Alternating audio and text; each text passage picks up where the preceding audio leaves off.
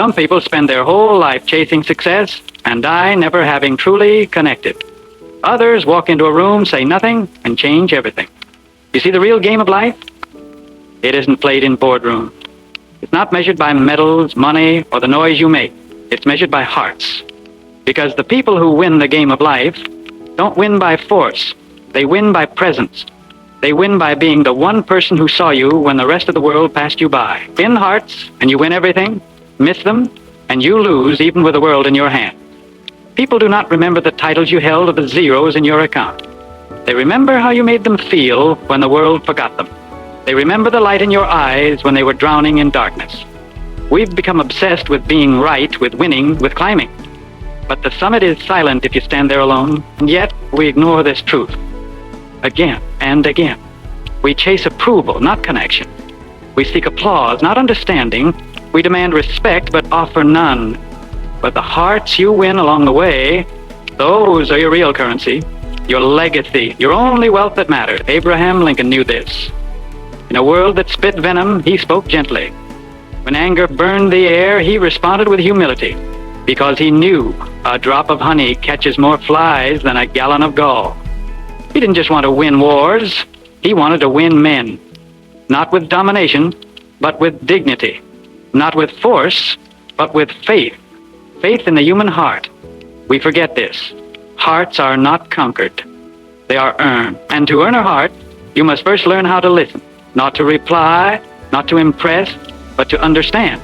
Understanding, it is the rarest form of love. And love is not weakness.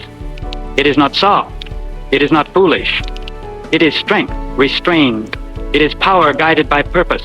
It is the only force in this world that multiplies without possession. Think of Dale Carnegie, the man who turned the science of connection into an art. He said, you can make more friends in 2 months by becoming interested in other people than you can in 2 years trying to get people interested in you.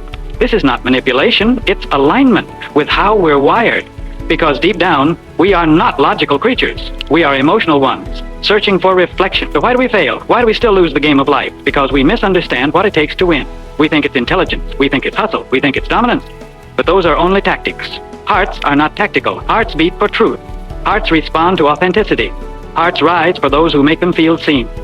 And that requires belief. Not belief in some vague idea, but belief in others.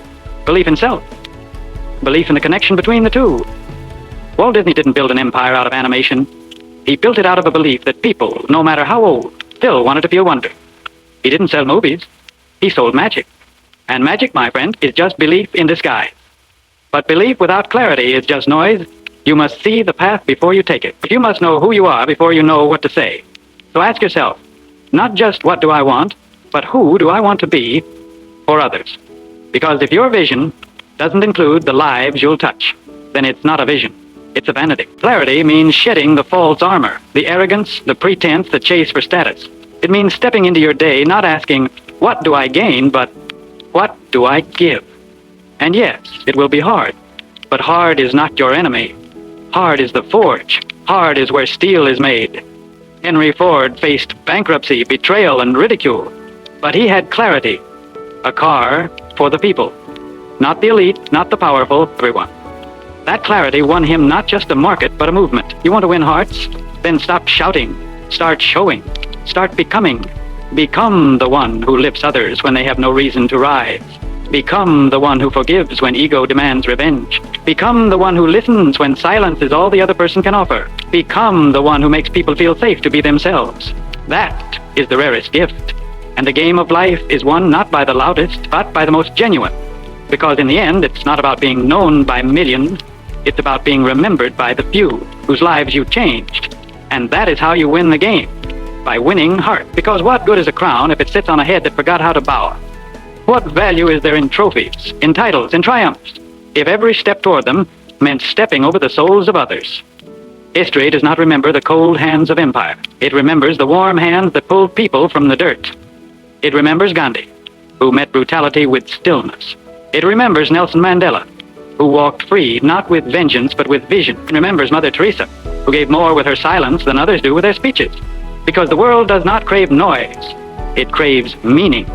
It craves hearts that feel before they act, that pause before they speak, that choose grace over glory. The moment you realize that your power is not in what you own, but in what you offer, that is the moment you step into mastery. Discipline, then, is not just the grind, it is the sacred commitment to show up in love again and again. Even when the world gives you none in return, you will be betrayed, you will be mocked, you will give and be met with silence, but that is the test. Can you give anyway?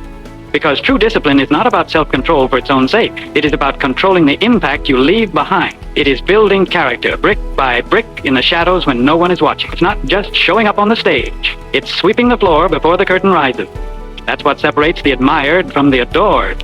That's what builds legacy, not in cement, but in spirit, and in the moments when your flame flickers, when doubt drips down your spine and fear grips your chest. Turn to gratitude, not the weak, passive kind. Not empty thank yous thrown into the wind, but fierce, radical gratitude. Gratitude that says, even in this storm, I will find something to hold. Gratitude that doesn't wait for perfect days, but creates meaning in broken ones. Edison failed 10,000 times, 10,000 nights of darkness before the light. But he thanked the process, because each failure wasn't punishment, was preparation. And so must you. Give thanks for the hurt, it taught you compassion. Give thanks for the loneliness, it deepened your listening. Give thanks for the loss, it reminded you that everything given can also be taken. So love harder. Adaptability is your next companion, because life will not bend for your plans, it will break them, burn them, bury them. And when it does, the rigid will fall, but the fluid will rise. Do not be the oak that resists the storm, be the river that dances with it. Because those who survive flow. They do not resist change, they write it. They do not mourn old chapters, they rewrite them. Disney was fired for lacking imagination. Imagine that. But he didn't hold a grudge. He held his vision tighter. And that's the secret.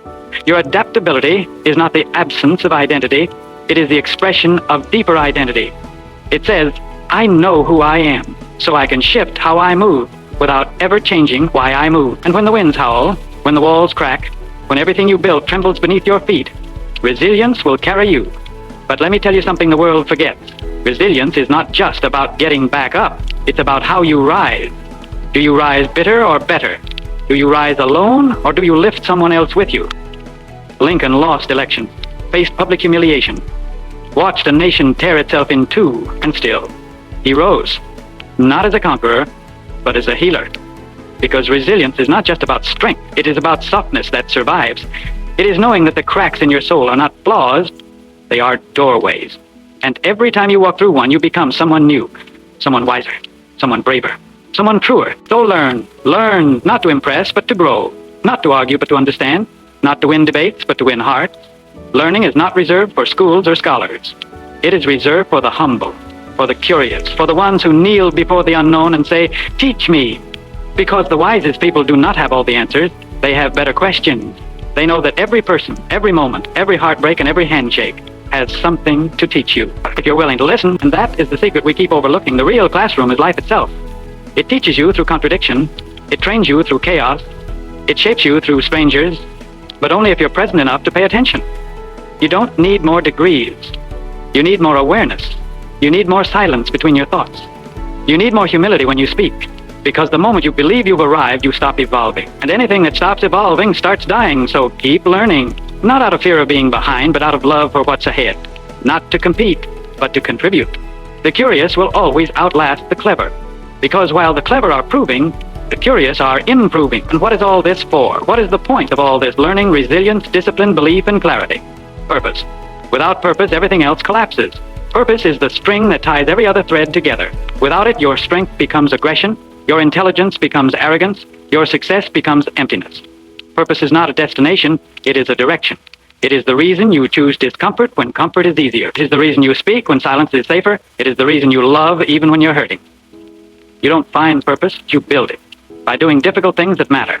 Martin Luther King Jr. didn't wait to feel ready. He stepped into his purpose in a world that threatened to silence him. Because purpose is not about being celebrated. It's about being used by something greater than your ego. And when your life becomes useful, it becomes unshakable. So act. Don't wait for permission. Don't wait for motivation to find you. Discipline begins where motivation dies. You act because it's hard. You act because no one else will. You act because there are people watching who haven't yet found their strength. And you are the proof they need that it exists. Do not just inspire. Initiate. Take the first step when no one believes. Be the first to apologize. Be the first to stay when others leave. Be the first to say, I'll go first. Because action speaks louder than intention, and the world is drowning in intention. Be the one who moves. Be the one who builds. Be the one who shows up. over and over again, even when you're tired, even when you're scared, even when you don't see the results yet, because the fruit always grows underground first. And when it all starts to make sense, when you've been broken and rebuilt, when your scars become symbols of service, when your voice no longer trembles because your truth is louder than your fear, then you will finally see what this game has been about all along. Not status, not perfection, not domination, but connection. Real, radical, heart-altering connection. You win the game of life when you stop trying to be impressive and start being impactful. You win it not when others fear you, but when they trust you. Not when they look up to you, but when they feel safe beside you. You win when you realize the hearts you touch are the only scoreboard that matters. So today, ask yourself, who will I see that no one else sees? Who will I lift, not because they can give me anything, but because I remember what it feels like to be down there? Whose day will I change with my presence alone? Because that's the legacy no time can erase. Not your name on a plaque, not your followers, not your wealth, but the echo of your heart in theirs. And if you live that way, with purpose, with love, with action, you won't just win some temporary race, you'll win something far more permanent. You'll win souls, you'll win peace, you'll win the quiet confidence that you showed up with all of you. And in the end, you'll know this. You didn't just live, you mattered. And that is how you win hearts and win the game of life.